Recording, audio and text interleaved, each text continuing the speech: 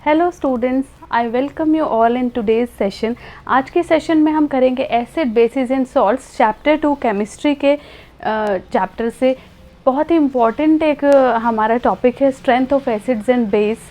और आज हम बात करेंगे पीएच स्केल के बारे में, यूनिवर्सल इंडिकेटर्स के बारे में। हालांकि हमने पिछले सेशंस में एसिड्स के बारे में पढ़ा, बेसिस के बारे में पढ़ा और कुछ इंडिकेटर्स के बारे में पढ़ा जैसे phenolphthalein and methyl orange etcetera. But अभी यहाँ पर हम स्ट्रेंथ की बात करेंगे और यूनिवर्सल इंडिकेटर जो बहुत ही इंपॉर्टेंट पार्ट है इस चैप्टर का, इसके बारे में बात करेंगे। तो चलिए फर्स्ट हम बात करते हैं strength of acid and bases. Strength के बारे में हमने पहले भी पढ़ा है कि स्ट्रेंथ क्या होती है। अगर कोई भी एसिड कंप्लीटली एक्वस सॉल्यूशन में डिसोशिएट हो जाता है और हाइड्रोजन आयंस प्रोड्यूस करता है या रिलीज करता है तो उसे हम कहेंगे स्ट्रॉन्ग एसिड्स। सिमिलरली अगर हम बेसिस की बात करें जिसमें कंप्लीट डिसोसिएशन होगा हाइड्रोक्साइड आयंस का, तो उन्हें हम कहेंगे स्ट्रॉन्ग बेसिस। तो इसका मतलब क्या हुआ कि किसी भी एसिड या बेस की स्ट्रेंथ डिपेंड्स करती है upon the number of hydrogen ions plus hydroxide ions produced by them in their aqueous solution। तो मतलब वही बात हुई कि एसिड या बेस की अगर स्ट्रेंथ का पता करना है कि वो स्ट्रॉन्ग एसिड है या वीक बेस है, तो हमें हाइड्रोक्साइड आयंस और हाइड्रोजन आयंस से ही पता चलेगा कि एक्वस सॉल्यूशन में वो किस तरह से बिहेव कर रहे हैं। तो एग्जांपल अगर हम ले, हमने दो एसिड्स लिए, hydrochloric acid and acetic acid. अब हम इन दोनों एसिड को सेम कॉन्सेंट्रेशन लेनी है, ठीक है, और इन्हें जब हम एक्वस सॉल्यूशन में डालेंगे तो हम देखेंगे, चेक करेंगे कि कितने हाइड्रोजन आयंस जो हैं वो रिलीज हो रहे हैं। तो इससे हमें पता चलेगा कि हाइड्रोक्लोरिक एसिड जो है वो स्ट्रॉन्गर है as compare to acetic acid. क्यों? क्योंकि हाइड्रोक्लोरिक एसिड ने ज़्यादा हाइड्रोजन आयंस रिलीज किए as compare to acetic acids. ठीक है बच्चा। तो इस तरह से strength of acids and base हमने पहले भी पढ़ी है। हमने वीक एंड स्ट्रॉन्ग एसिड्स और बेसिस के बारे में पहले भी बात की है।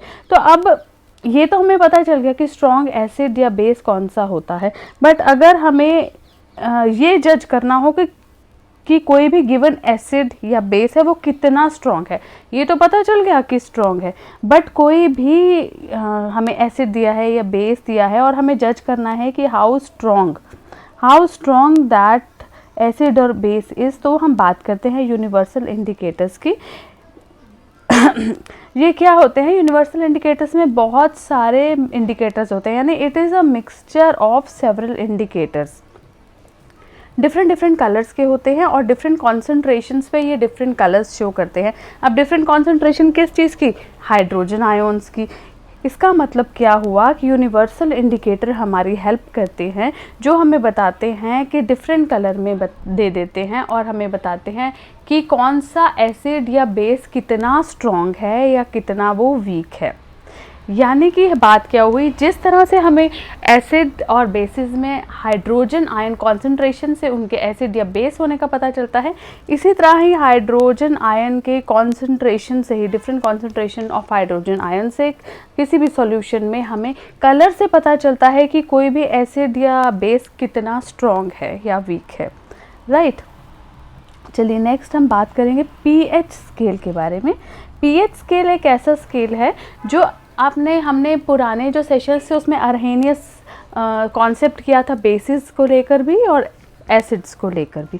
ठीक है। तो पीएच स्केल क्या होता है? Is a scale used to measure the strength of Arrhenius, यानी कि वही बात हुई कि ये हमें बताएगा कि कितने स्ट्रॉन्ग है ये एसिड या बेसिस। स्ट्रॉन्ग है और वीक है ये तो पता चल जाता है, पर कितने, ये हमें पता चलेगा पीएच स्केल से। अब पीएच स्केल आया कहाँ से? पीएच स्केल को डिज़ाइन किया सोरेनसन ने इन 1909 में।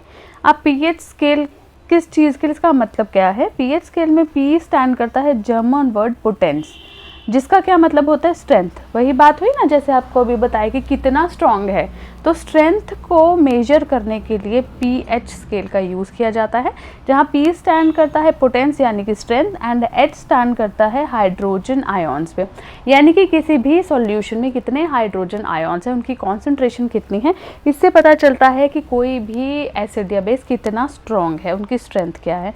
Thus we can say that pH is a way of indicating the concentration of hydrogen ions present in a solution। ठीक है। अब नेक्स्ट हम बात करते हैं केमिकल टर्म्स में क्या कहा जाता है। ठीक है। केमिकल टर्म्स की बात करें तो pH can be defined as logarithm of reciprocal of H3O plus ions in aqueous solution। अब हम इसे कैसे रिप्रेजेंट करते हैं, pH is equal to minus logarithm hydrogen ions का, ठीक है, या फिर हम क्या लिख सकते हैं, hydrogen ions is equal to 10 raise to power minus pH। तो केमिकली हम इसे इस तरह से रिप्रेजेंट करते हैं, ठीक है। अब इसमें क्या पता चलता है हमें कि अगर किसी भी pH की value less is the pH value, more is the acidic nature of a substance, किसी भी pH की वैल्यू लेस है यानी कि कम आ रही है pH वैल्यू, इसका मतलब उतना ही वो सब्सटेंस एसिडिक है, ठीक है। जैसे किसी 1 2 3 कम आ रही है, एक की ज़्यादा आ रही है, तो हमें पता चल जाएगा कि जिसका कम आ रहा है, एक रेंज होती है इसकी कि कौन से रेंज में हमारे एसिडिक आते हैं, कौन सा न्यूट्रल होता है और कौन सा बेसिस होता है। जैसे कि हमें यहाँ बताया गया है कि ऑल सब्सटेंसेस जिनका pH कितना होगा 0 to 7, यानी 0 to 7 अगर आपका रहेगा तो इसका मतलब वो सब्सटेंस क्या है, वो है एसिडिक, ठीक है। इसके बाद अगर 7 आता है, उनका 7 आ जाता है तो इसका मतलब वो है न्यूट्रल, और अगर हमारा pH आएगा किसी भी सब्सटेंस का 7 to 14 तो इसका मतलब वो क्या है, वो बेसिस, वो बेस है एक, ठीक है। ये हमारा एक क्राइटेरिया होता है, जब हम pH पता चल जाता है तो हम बता सकते हैं एसिडिक है, न्यूट्रल है या बेसिक है, ठीक है। अब ये देखिए, ये छोटा सा आपको चार्ट दिया गया जैसे मैं आपको अभी बता रही थी कि कैसे होगा। अब यहाँ पे देखिए ये 7 आ गया, ये 7 क्या है हमारा, ये न्यूट्रल है। अब इससे अगर हम लेफ़्ट साइड पे चले जहाँ पर 0 2 हमारा आ गया 7, तो ये सारा क्या है, इंक्रीजिंग एसिडिक करेक्टर, यानी कि एसिडिक करेक्टर जैसे जैसे pH कम होता जा रहा है तो वो एसिडिक करेक्टर को इंक्रीज कर रहा है। जैसे 7 न्यूट्रल हो गया, C वीक एसिड, फिर 6 वीक एसिड, 5 उससे स्ट्रॉन्ग, फिर 4 उससे स्ट्रॉन्ग, अगर 1 को लिया जाए तो वो स्ट्रॉन्गेस्ट एसिड हो जाएगा, ठीक है। इस तरह से अगर हम 7 to 14 की बात करें तो यहाँ हमारा जैसे जैसे pH बढ़ता जाएगा वैसे वैसे बेसिक करेक्टर हमारा इंक्रीज होता जाएगा। जैसे कि अगर हम 8 की बात करें, pH अगर 8 है तो वो वीक बेस है, बट अगर हम pH 14 की बात करें तो ये स्ट्रॉन्ग बेस है। तो आई होप इस डायग्राम से आपको बड़ी इजीली समझ आ गया होगा। अब एक और चीज़ क्या है यहाँ पे कि 7 से जब नीचे आएगा pH, इसका मतलब हाइड्रोजन आयन कॉन्सेंट्रेशन क्या है, बढ़ रही है, क्योंकि एसिड है। हमने जब अरेनियस कॉन्सेप्ट किया था उसमें भी हमने बात की थी ना कि hydrogen ion concentration in aqueous solution अगर ज़्यादा है तो इसका मतलब that is a strong acid, और कम है तो वीक एसिड। इसी तरह से अगर 7 के बाद ये जब ये बेसिस में जाता है तो decrease in hydrogen ion concentration, ठीक है। यहाँ पर हाइड्रोजन आयन की कॉन्सेंट्रेशन बिल्कुल कम होती चली जाती है। चलिए नेक्स्ट हम कुछ कॉमन सॉल्यूशन लेंगे, ठीक है, और इनकी pH रेंज क्या है। जैसे मैंने आपको यहाँ एक चार्ट दिया है, जैसे यहाँ गैस्ट्रिक जूस की बात करें, हमारे स्टमक में जो गैस्ट्रिक जूसेस रिलीज होते हैं उनका pH होता है 1 to 3, ठीक है। उसके बाद सॉफ्ट ड्रिंक्स की, जो आप सॉफ्ट ड्रिंक्स लेते हो 2.0 to 4, lemons 2.2 to 2.4, vinegar, apples, urine जो हमारा आता है हम लोग टेस्ट कराते हैं तो इसका pH नॉर्मल जो होता है वो 4.8 to 8.4 रहता है। रेन वाटर की बात करें तो 6.0 pH रहेगा, सोडा वाटर लेस देन 7.0। इसी तरह से मिल्क है, ह्यूमन सलाइवा है, ये रहेगा 6.5 to 7.5। अगर ह्यूमन ब्लड देखें तो 7.3 to 7.5 इसका pH रहेगा। इसी तरह से milk of magnesia, sea water, black coffee पीते हैं उसका pH 5 होता है, टोमेटो का 4 होता है, यानी कि टोमेटो क्या हुआ, कॉफ़ी से ज़्यादा एसिडिक हुआ। टीएस जो हमारे होते हैं 7.4 उनका pH होता है। तो यहाँ कुछ आपको एक टेबल में मैंने कुछ सब्सटेंसेस की लिस्ट दी है और उनकी pH रेंज बताई है, ठीक है। आई होप आपको pH के बारे में काफ़ी समझ आ गया होगा। अब थोड़ा सा हम करेंगे यूनिवर्सल इंडिकेटर के बारे में कि यूनिवर्सल इंडिकेटर क्या है। थोड़ा सा वैसे तो यही आपको बताया कि यूनिवर्सल इंडिकेटर जज करना बताता है हमें कि कौन सा एसिड या बेस कितना स्ट्रॉन्ग है, और डिफरेंट कलर्स आते हैं इसमें, ठीक है। तो universal indicators different colours show करता है over the range of pH value from 1 to 14, यानी अगर कोई 2 पे है तो उसका कलर अलग आएगा, 3 पे आया है किसी का pH तो अलग आएगा, 14 pH है तो अलग कलर आएगा, यानी ये एक डिफरेंट कलर्स होते हैं for the pH value from 1 to 14। 14 हमारे पास pH होता है और उसका डिफरेंट कलर्स आते हैं हमारे पास। तो यूनिवर्सल इंडिकेटर इज एक स्ट्रिप फॉर्म में भी हमारे पास अवेलेबल होता है और सॉल्यूशन में भी होता है, आप इसको कैसे भी कर सकते हैं चेक, ठीक है। It is a combination of many indicators, जैसे कि वाटर है, propanol, phenolphthalein, sodium salt, sodium hydroxide, methyl red, bromothymol blue monosodium salt and thymol blue monosodium salt. इस तरह से काफ़ी सारे यूनिवर्सल इंडिकेटर्स होते हैं जो हमें डिफरेंट कलर्स बताते हैं, और कलर मैचिंग चार्ट जो होता है वो इन इंडिकेटर्स के साथ ही दिया जाता है। ऐसा नहीं कि आपको इंडिकेटर्स कहीं से मिलेंगे और चार्ट अलग से या कुछ सॉल्यूशन अलग से, सब कुछ आपको इकट्ठे दिया जाता है ताकि आप इजीली वेरीफाई कर सको उनके डिफरेंट कलर से कि किसी का पीएच कितना है और वो कितना एसिडिक या बेसिक है। ये ऑल ओवर हमारे यूनिवर्सल इंडिकेटर के बारे में है जो हर जगह पे काम करता है। यूनिवर्सल मीन्स हर जगह वो सेम ही रहेगा, ठीक है ना। तो ये हमारा जो यूनिवर्सल इंडिकेटर की बात करें या पीएच स्केल की बात करें तो ये ऑलमोस्ट सेम ही चीज़ रहती है। पीएच स्केल में हम 1 to 14 लेते हैं और यूनिवर्सल इंडिकेटर्स हम इनको बोलते हैं, ठीक है। नेक्स्ट हम बात करेंगे कि importance of pH in everyday life. Daily routine life में पीएच की क्या इंपॉर्टेंस है, इंपॉर्टेंस है भी सही कि नहीं है। तो अगर हम देखें हमारे रूटीन लाइफ में, एवरीडे लाइफ में, तो पीएच बहुत ही इम्पॉर्टेंट है। और जो पीएच है ना are based on neutralisation reaction, जो हम लोग ऑलरेडी स्टडी कर चुके हैं न्यूट्रलाइजेशन रिएक्शंस के बारे में, किया है ना हमने पिछले सेशंस में न्यूट्रलाइजेशन रिएक्शन के बारे में किया है ना, कि जब बेसिस एंड सॉल्ट्स एक दूसरे के साथ रिएक्ट करते हैं तो क्या होता है, बिल्कुल वही चीज़ है। तो फर्स्ट हम बात करेंगे कि एवरीडे लाइफ में पीएच की या यूनिवर्सल इंडिकेटर की, पीएच स्केल की क्या इंपॉर्टेंस है। तो सबसे पहले डाइजेस्टिव सिस्टम की बात करें तो अब डाइजेस्टिव सिस्टम क्या होता है, सबको पता है हमारे स्टमक में एसिड्स होते हैं, जूसेस निकलते हैं जिससे कि हमारा डाइजेशन प्रॉपर तरह से होता है, ठीक है। अब क्या है, हमारे स्टमक में कौन सा होता है, HCl होता है, हाइड्रोक्लोरिक एसिड। ये क्या काम करता है, सारा का सारा डाइजेशन करता है, बट ये इतना स्ट्रांग नहीं होता कि हमारे स्टमक को ही नुकसान पहुंचाए या हार्म करे, ठीक है। अब क्या होता है, जब कई बार स्टमक में हम कुछ भी उल्टा सीधा खा लेते हैं तो स्टमक बहुत ज़्यादा एसिड प्रोड्यूस करने लगता है, जिससे क्या होता है, अब एसिडिटी होती है तो क्या होता है, पेन होता है, इरिटेशन होती है और ऐसे बर्निंग की फीलिंग होती है, इरिटेशन होती है बहुत ज़्यादा। इस स्टेज को हम बोलते हैं एसिडिटी, ठीक है। अब इस एसिडिटी से रिलीफ पाने के लिए हम लोग क्या करते हैं, एंटासिड्स लेते हैं कि पेट दर्द हो रहा है, एसिडिटी हो रही है, कोई दवाई दो, एंटासिड्स दो। तो ये टेबलेट्स में क्या होता है, ये न्यूट्रलाइज करती हैं एसिड को। कैसे करती हैं, क्योंकि इनमें बेसिस होता है। अगर कोई भी चीज़ ज़्यादा एसिडिक है और उसमें थोड़ा सा बेस ऐड कर दे तो क्या होगा, उसकी एसिडिटी थोड़ा सा कम हो जाएगी। तो ये एंटासिड्स क्या होते हैं, एक तरह के बेसिस होते हैं जो हमारे एक्सेस एसिड को न्यूट्रलाइज कर देते हैं और हमारा डाइजेशन जो है वो नॉर्मल हो जाता है। जैसे अगर हम बात करें मैग्नीशियम हाइड्रोक्साइड की, जिसको हम मिल्क ऑफ मैग्नीसिया भी बोलते हैं, ये एक माइल्ड बेस है और ये भी एज एन एंटासिड यूज़ किया जाता है। तो इस तरह से मतलब हमारे डाइजेस्टिव सिस्टम के पीएच को नॉर्मल करने के लिए इस तरह से हम लोग बेस का यूज़ करते हैं। तो इसका मतलब क्या हुआ कि पीएच का तो बहुत बड़ा रोल है ना हमारे डाइजेस्टिव सिस्टम में, ठीक है। सेकेंड हम बात करेंगे pH changes leads to tooth decay. अब टूथ डिके कैसे होता है अगर पीएच में प्रॉब्लम आ जाए, ठीक है। अब आप सबको पता है कि हमारे टूथ के ऊपर एक लेयर होती है एनेमल की, ये कोटिंग वाइट कलर की होती है, ठीक है। और ये क्या होता है, इनसॉल्यूबल कैल्शियम फॉस्फेट होता है इसमें, जो बहुत ही हार्ड होता है। और ये कोटिंग कैसे ख़राब होती है, इसका जो नॉर्मल पीएच होता है वो होता है 5.5, बट अगर ये 5.5 से कम हो जाए, कैसे होएगा कम, जो भी हम मीठा, आपको बोला जाता है ना कि ज़्यादा मीठा नहीं खाओ, चॉकलेट्स नहीं खाओ, रात को अगर आप कुछ मीठा खाते हो ब्रश करके सो, वो इसलिए बोला जाता है क्योंकि क्या करते हैं, जो बैक्टीरियाज होते हैं ना माउथ में, वो शुगर को ब्रेक डाउन करके उसको लैक्टिक एसिड में चेंज कर देते हैं, जिससे क्या होता है पीएच लेवल में गड़बड़ आ जाती है, वो 5.5 से नीचे हो जाएगा, जिससे क्या होगा, इनेमल करोड होना शुरू हो जाता है, यानी वो घिसना शुरू हो जाता है। और इससे क्या होता है, जो हमारे यहाँ पे टीथ के ऊपर एसिड बनना शुरू हो जाता है, जो हमारे टीथ के पीएच को डिक्रीज कर देता है। पढ़ लें इसे, the white enamel coating on our teeth is made up of insoluble calcium phosphate which is quite hard.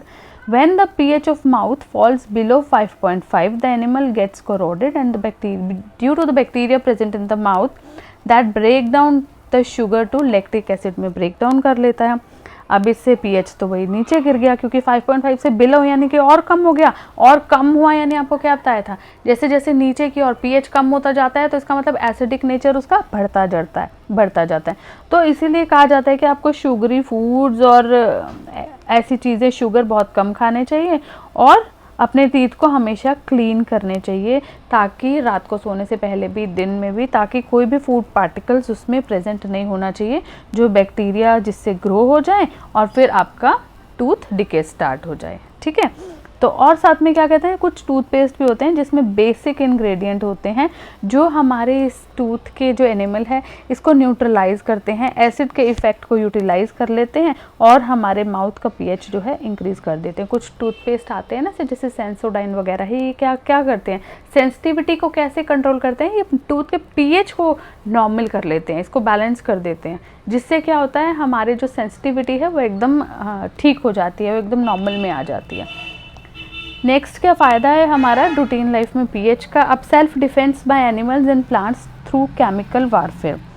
अच्छा, अब क्या होता है जब हम बाहर निकलते हैं, कई बार कोई स्टिंग, बी ने स्टिंग कर दिया हमें, या एंट है उसने स्टिंग कर दिया। अब इनके स्टिंग में क्या होता है, मिथेनोइक एसिड होता है जिसे हम फॉर्मिक एसिड भी बोलते हैं। ठीक है, अब जब ये स्टिंग मतलब इन्होंने अपना डंक मारा तो इससे बहुत ज़्यादा, कभी बच्चों को देखा है ना, अपने मधुमक्खी ने चक मार दिया, चलो जी स्टिंग कर दिया, तो बहुत ज़्यादा पेन होता है, इरिटेशन होती है, रेडनेस हो जाती है वहाँ पर। ठीक है, तो ये कैसे क्योर होती है, क्या करते हैं कि उस जहाँ पे भी वो स्टिंग होता है उसे सोप से फटाफट से क्लीन कर लो, अच्छे से रब करके। सोप मीन्स सोडियम हाइड्रोक्साइड होता है ना सोप में, ये क्या करता है, एसिड को न्यूट्रलाइज करता है। इसलिए क्या होता है, NaOH, सोडियम हाइड्रोक्साइड क्या है, ये एक बेस है ना बच्चा, तो बेस क्या करेगा, एसिडिक नेचर को थोड़ा सा न्यूट्रलाइज करेगा और उसके पीएच को वापस से ओरिजिनल लेवल पर ले आएगा। इसी तरह से अगर हम वास्प्स की बात करें, उनमें क्या होता है, एल्कलाई होता है, वो कैसे न्यूट्रलाइज होते हैं, अगर वास्प्स की स्टिंग आ जाए तो हम एल्कलाई होता है तो उसे नॉर्मल करने के लिए क्या एसिड का यूज़ करेंगे, एसिड कौन सा यूज़ करते हैं, विनेगर। अब ऐसे स्टिंग पर अगर हम विनेगर अप्लाई कर लें, जो कि जिसे हम इथेनॉइक एसिड या एसिटिक एसिड भी बोलते हैं, तो क्या होगा, वो एल्कलाई नेचर उसका कम हो जाएगा, ये न्यूट्रलाइज कर देगा ना इसके पीएच को। तो इस तरह से सेल्फ डिफेंस हो जाता है by animals and plants through chemical warfare. इस तरह से हम बच सकते हैं इन चीज़ों से, पीएच को नॉर्मलाइज करके ही। ठीक है, नेक्स्ट है हमारा soil pH and plant growth. अब सॉइल के पीएच का या प्लांट ग्रोथ का कैसे होता है, इसके बारे में भी बात करते हैं। The growth of plant in a particular soil is also related to the pH. अगर कोई भी प्लांट अच्छे से ग्रो नहीं कर पा रहा ना किसी सॉइल में, तो उसका कुछ रीज़न है, या तो वो ज़्यादा एल्कलाइन है वो, या वो ज़्यादा एसिडिक है, यानी उसका पीएच कंट्रोल में नहीं है। जैसे कि अगर हम बात करें सॉइल्स विद हाई पीट कंटेंट, या जिसमें मिनरल कंटेंट, आयरन कंटेंट या रॉटिंग वेजिटेशन, जो हम लोग खाद वाद डाल देते हैं ना, ये बहुत ज़्यादा है, तो ये क्या कर देती है, मिट्टी को बहुत ज़्यादा एसिडिक कर देगी। अब ज़्यादा एसिडिक होगा तो इसका मतलब प्लांट नहीं ग्रो कर सकता, वो बंद करने लग जाएगा। तो इससे क्या होता है, जब एसिडिक हो जाती है तो इसका पीएच 4 से भी नीचे चल जाता है, यानी कि कितनी ज़्यादा एसिडिक हो गई ना। तो एसिडिक इफेक्ट को कैसे न्यूट्रलाइज करेंगे, एल्कली डाल के। तो हम क्या करते हैं, लाइमिंग ऑफ सॉइल, यानी कि कैल्शियम हाइड्रोक्साइड ऐड कर देते हैं हम। अब कैल्शियम हाइड्रोक्साइड ऐड करते क्या होगा, एसिडिक जो नेचर है सॉइल का वो थोड़ा थोड़ा न्यूट्रलाइज होने लग जाएगा, क्योंकि बेस डल गया। कैल्शियम हाइड्रोक्साइड, कैल्शियम ऑक्साइड या पाउडर चॉक, इसमें से कुछ भी आप डाल सकते हैं। इसी तरह से अगर एसिडिक ज़्यादा हो गया, कई बार ऐसा भी होता है कि एल्कलाइन ज़्यादा हो जाती है सॉइल, तो भी नहीं हमारा प्लांट ग्रो कर सकता। अब एल्कलाइन को कम करने के लिए क्या करना चाहिए, अब अगर एल्कलाइन हो गई है तो इसका मतलब कितना हो गया, 8.3 से ज़्यादा है, तब भी उसमें प्लांट की ग्रोथ नहीं हो पा रही। ठीक है, तो इसके लिए क्या करेंगे, हम एसिडिक चीज़ डालेंगे। क्या डालेंगे हम, जैसे वहाँ पे किस चीज़ से हुई, मैन्योर्स से एंड दिस वेजिटेशन जो है रॉटिंग वेजिटेशन से, तो हम यही चीज़ ऐड कर देंगे। फिर हम क्या करेंगे, कुछ डिकेइंग मैटर ऐड कर देंगे। ये डिकेइंग मैटर ऐड किया और इस तरह से उसमें उसको थोड़ा सा एसिडिक कर दिया हमने सॉइल को। अब क्या हुआ, बेसिक वो ज़्यादा थी, थोड़ा सा एसिडिक कंटेंट ऐड कर दिया तो अभी पीएच तो नॉर्मल हो गया। तो फिर क्या होगा कि अच्छे से प्लांट्स भी ग्रो कर पाएंगे। इस तरह से कितनी ही डेली एक्टिविटीज़ हैं जिसमें पीएच बहुत ज़्यादा हमारे लाइफ के लिए, सपोर्ट के लिए, प्रोडक्ट्स के लिए, सॉइल के लिए, सब चीज़ों के लिए बहुत ज़्यादा ज़रूरी है। तो ये कुछ हमारे यूजेस थे एवरीडे लाइफ में और इम्पॉर्टेंस थी पीएच की।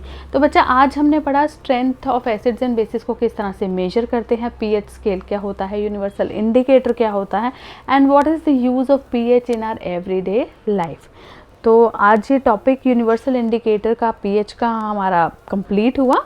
मिलते हैं हम नेक्स्ट सेशन में जिसमें हम बात करेंगे सॉल्ट्स के बारे में। चलिए, ये सेशन आपके लिए हेल्पफुल हुआ, अच्छा लगा ये वीडियो तो इसे लाइक ज़रूर कीजिए, और जो फर्स्ट टाइम मेरे चैनल को विज़िट कर रहे हैं, मेरी वीडियो विज़िट कर रहे हैं, इसे सब्सक्राइब ज़रूर कीजिए। Thank you.